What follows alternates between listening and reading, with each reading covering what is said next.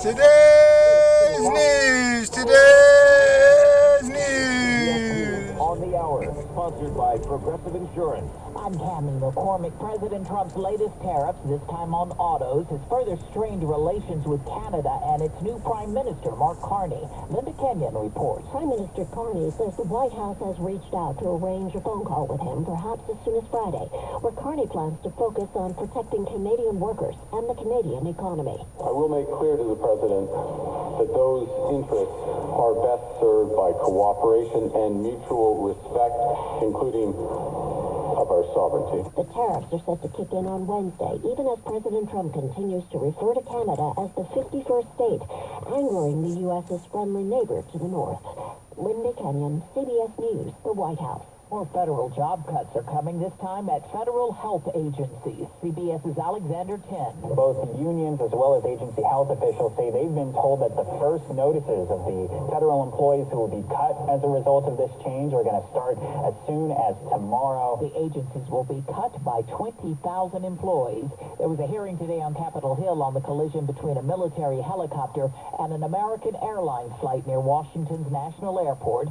CBS's Nicole Killian has that. The NTSB has been leading the investigation. A lot of this hearing was around its preliminary report. One of the things, of course, that came out of that was a recommendation by the NTSB to restrict helicopter traffic around Washington National Airport, which, of course, is a very busy airspace. There have been a number of close calls in the past. 67 people died in January's collision.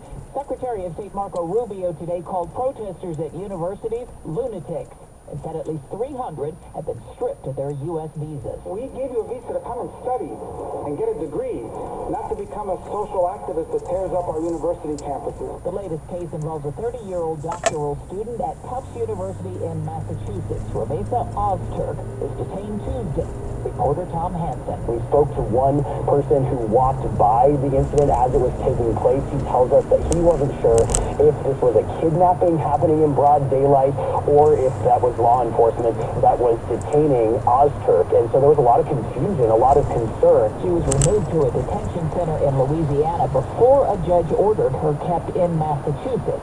A U.S. district judge held a hearing today on preserving the signal chat by Trump administration officials on the airstrikes in Yemen.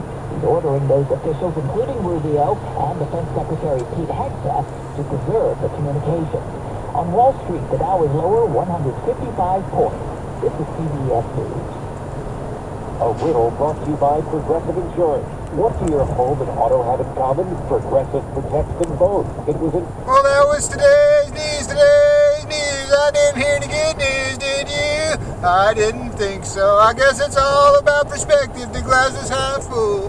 Well, as always, I'd like to thank you again for coming along with me on these Dash Cab News adventures. You know the drill. Peace, love, and all that hippie jazz. Bye-bye, everybody. It's 62 degrees in San Leandro, California. Castro